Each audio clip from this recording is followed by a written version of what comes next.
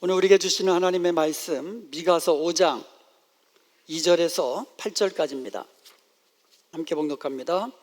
베들레헴 에브라다야, 너는 유다 족속 중에 작을지라도 이스라엘을 다스릴 자가 네게서 내게로 나올 것이라.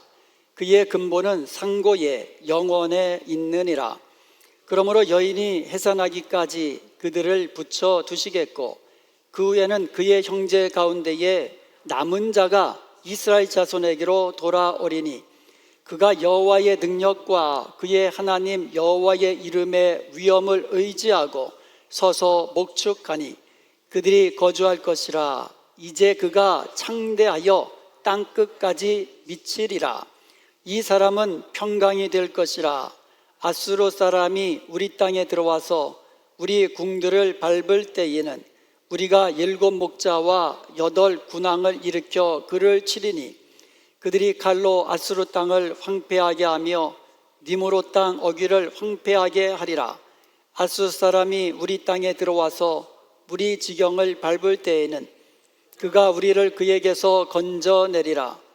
야곱의 남은 자는 많은 백성 가운데 있으리니, 그들은 여호와께로부터 내리는 이슬 같고 풀 위에 내리는 단비 같아서 사람을 기다리지 아니하며 인생을 기다리지 아니할 것이며, 야곱의 남은 자는 여러 나라 가운데와 많은 백성 가운데에 있으리니, 그들은 숫풀의 짐승들 중에 사자 같고 양떼 중에 젊은 사자 같아서 만일 그가 지나간즉 밟고 찢으리니 능히 구원할 자가 없을 것이라. 아멘. 오늘은요, 예수 그리스도를 통하여 성취된 성탄의 예언과 축복에 대해서 말씀을 나누면서 하나님께서 우리에게 주시는 은혜를 나누기를 원합니다. 구약 성경은요, 오실 메시아에 대한 약속이 주를 이루고 있습니다. 그 중심 내용이죠. 신약 성경은요, 약속대로 오신 메시아, 즉 구약 예언의 성취, 그리고 예수님께서 다시 오신다는 그 약속이 중심 내용이죠. 그래서 구약 성경에는요, 많은 메시아 예언들이 있습니다. 그런데 그 중에서도 오늘 본문 말씀에는요, 아주 구체적으로 예언된 말씀들이 있습니다. 오늘 본문 2절에 보면 베들레헴 에브라다야, 너는 유다 족속 중에서 작을지라도 이스라엘을 다스릴 자가 네게서 내게로 나올 것이다 라고 말씀하고 있습니다. 이 말은 메시아가 유대 땅 베들레헴에서 탄생하신다는 내용이에요. 창세기 35장 19절에서 볼 수 있듯이 베들레헴과 에브라다는 같은 지역입니다. 에브랏 곧 베들레헴이라고 그랬거든요. 그런데 베들레헴 에브라다라고 같은 지역 지명인 이름을 연이어서 붙인 이유는 아마도 스불론 지역에도 베들레헴이라는 마을이 있기 때문에, 지명이 있기 때문에 혼동을 피하기 위해서 베들레헴 에브라다야라고 부른 것 같습니다. 오늘 본문에 나오는 성탄의 예언대로 예수님은 베들레헴에서 탄생하셨어요. 베들레헴은요, 예루살렘에서 남서쪽으로 한 10km 정도 떨어진 아주 작은 마을입니다. 그래서 이 당시에 예루살렘의 위성 마을처럼 그곳에는 좀 아무래도 예루살렘에서 살지 못하는 좀 가난하고 천한 사람들이 이제 모여 살던 곳입니다. 그런데 신약에서 미가 선지자의 예언이 성취되는 과정을 보면 하나님의 섭리가 얼마나 놀라운지를 우리가 보게 됩니다. 원래 요셉과 마리아는요, 갈릴리 지역 나사렛에서 살고 있었습니다. 그러다가 로마 황제 가이사 아구스토, 원래 이름은 가이우스 옥타비우스예요. 이 가이우스 옥타비우스라는 황제가 호정령을 내립니다. 그래서 모든 백성들은 자기 고향으로 가가지고 거기서 호적하라는 그 명령을 내렸어요. 그래서 요셉과 마리아도 자기 고향으로 내려간 거예요. 그들의 고향이 바로 유대 족속이기 때문에 유대 땅 베들레헴, 자기 고향으로 호적하러 간 거예요. 거기서 예수님을 낳게 된 겁니다. 여러분, 이렇게 예수님이 베들레헴에서 태어나신 것은 우연이 아니에요. 하나님의 주권과 섭리에 의해서 이루어진 것입니다. 한번 생각해 보세요. 아니, 나사렛에서 살고 있던 요셉과 마리아가 베들레헴으로 갈 일이 있겠습니까? 그리고 만삭인 상태에서 여행 안 가잖아요. 그리고 호적하기 전에 아기를 낳을 수도 있고 또 갔다 와서도 나올 수도 있는데 마침 그 호적하러 가고 있는 그 때에 예수님이 태어나신 것이죠. 하나님의 계획과 섭리 아래 미가 선지자의 예언대로 예언한 대로 700년이 지난 후에 그대로 이루어진 것입니다. 이처럼 하나님께서 하시는 말씀은요, 하나라도 땅에 떨어지지 않고 반드시 그대로 이루어집니다. 왜냐하면 하나님은 신실하시거든요. 그래서 하나님은 신실하시기 때문에 거짓이 없으세요. 그리고 한 번 하신 말씀은 반드시 이루시기 때문에 성경에 나와 있는 모든 말씀은 그대로 이루어지는 겁니다. 이사야서 55장 11절에도 보면 내 입에서 나간 말도 이같이 헛되이 내게로 되돌아오지 아니하고 나의 기뻐하시는 뜻을 이루며 내가 보낸 일에 형통함이라고 말씀하고 있어요. 그래서 하나님이 말씀하시면 반드시 이루어진다는 거예요. 성경에는요, 축복의 약속들이 많이 나와 있어요. 그래서 우리가 하나님의 말씀을 듣고 그 말씀대로 순종하면 순종하는 자에게 약속된 축복들을 우리가 누리게 되는 거예요. 반드시 누리게 되는 거예요. 왜냐하면 하나님의 말씀은 반드시 그대로 이루어지기 때문인 것입니다. 그래서 하나님의 말씀이 임할 때에 아멘으로 받고 그것을 우리가 순종할 때에 축복의 약속들 다 받아 누리는 겁니다. 예수님은요, 왕궁이 있는 예루살렘에서 태어나지 않으셨어요. 예수님은요, 어떤 사람도 주목하지 않는 아주 가난한 마을, 천한 마을에서 태어났고요, 그것도 강모에 쌓여서 말구유에 누인 채로 그런 이 천한 모습으로 이 땅에 오신 것입니다. 빌립보서 2장 6절에서 8절까지 보면 예수님은 근본이 하나님과 본체세요. 그렇지만 하나님과 동등된 것을 취하지 아니하시고 사람의 모습, 자기를 낮춰 종의 형체를 입어서 사람의 모습으로 이 땅에 오셨습니다. 그리고 가장 낮은 자세로 죄인된 인간을 섬기셨고요, 십자가에 죽기까지 섬겨주셨습니다. 베들레헴 탄생, 예수 탄생 교회에 가보면 출입문이 아주 작고 낮은 데에 만들어놨어요. 아주 낮게 만들어놨고 조그맣게 만들어놨어요. 그래서 베들레헴에 있는 예수 탄생 교회 안으로 들어가려면 전부 다 몸을 낮추고 구부리고 들어가야 돼요.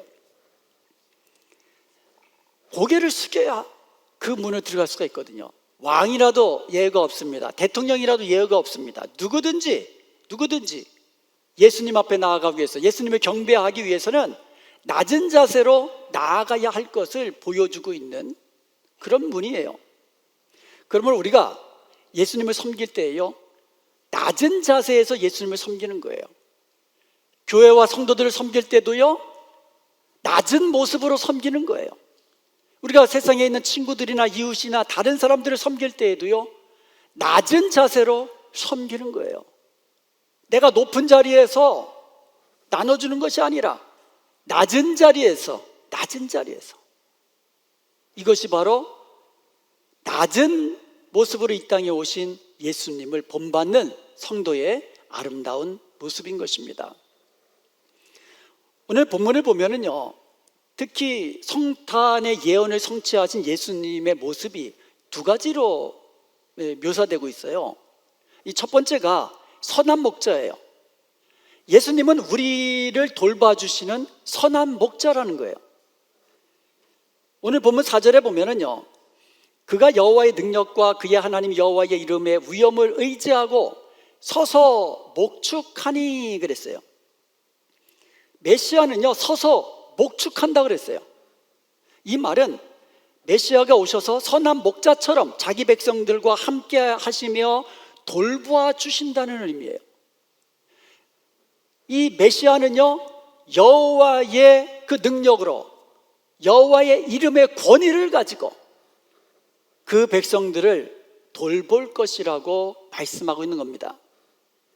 여러분, 양들에게 복이 있다면 선한 목자가 자기를 돌보아 주는 거예요.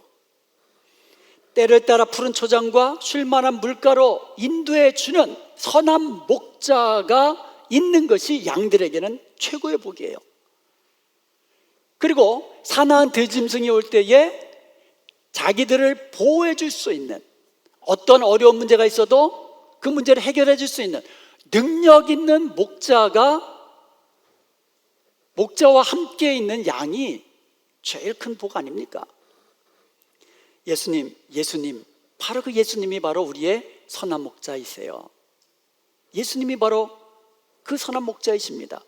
그러므로 예수님이 우리의 선한 목자 되시기 때문에 저와 여러분이 누구보다도 복 있는 사람이 되는 줄로 믿습니다.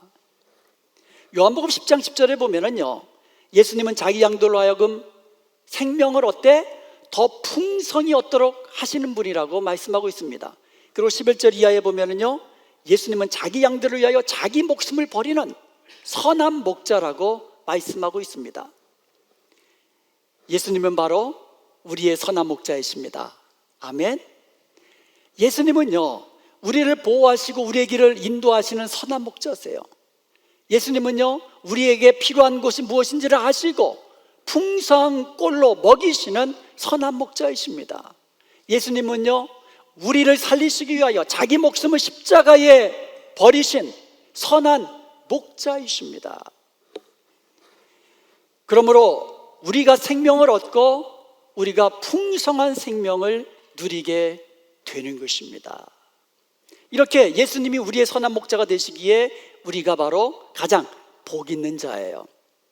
자, 예수님이 우리의 선한 목자시라면 우리는 그의 기르시는 양입니다. 맞죠? 양들은 자기 목자의 음성을 듣는다라고 했어요. 양들은 자기 목자의 음성을 알고 음성을 듣고 그 목자를 따르는 것이 양이에요.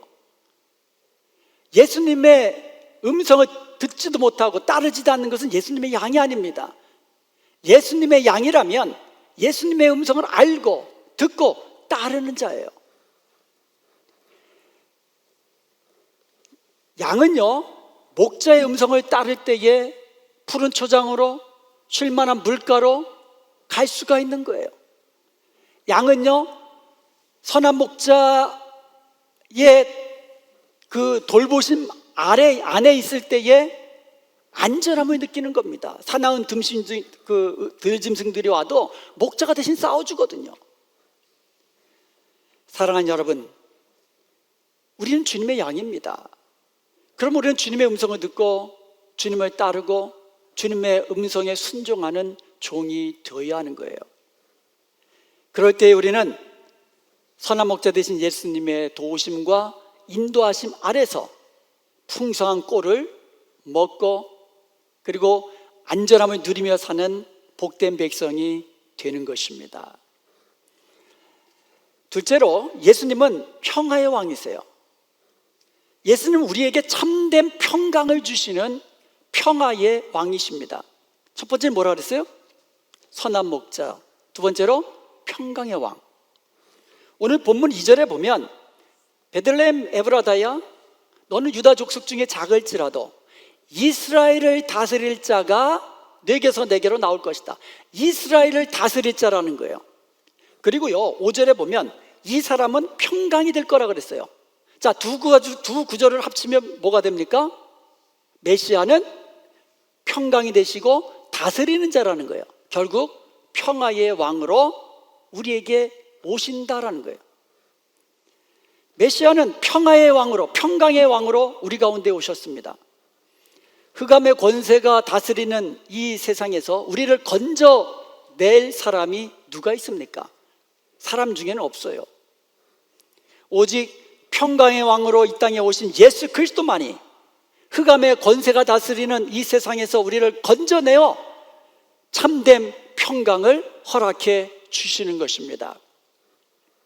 누가복음 2장 14절에 보면은요, 예수님께서 탄생하시던 그 밤에 수많은 천군과 천사들이 들판에서 양을 치던 목자들에게 나타나서 찬송을 합니다.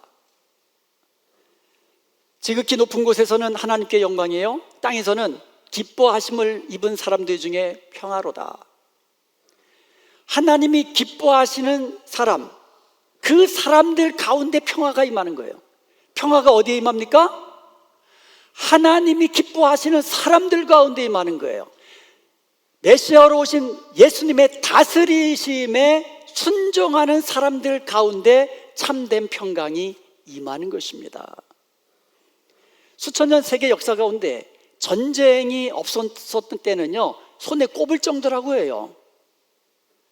항상 지구촌에는요, 전쟁의 그 포화가 멈출 날이 없었어요.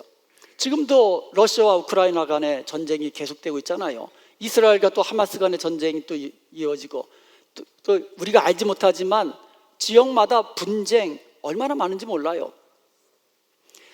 거기 그것뿐입니까? 나라마다 여당과 야당이 나와서 나뉘어서 싸우고요. 그리고 진보니 보수니 하면서 이념 전쟁을 하고요. 세대 간에 나뉘고요, 인종 간에 나뉘고요, 계급 간에 나뉘고요, 남녀 간에도 나뉘고 있어요. 이 세상 그 어디를 둘러봐도요, 참된 평화가 있는 것이 없어요. 오직 한 곳, 예수 그리스도 안에 참된 평화가 있는 것이에요.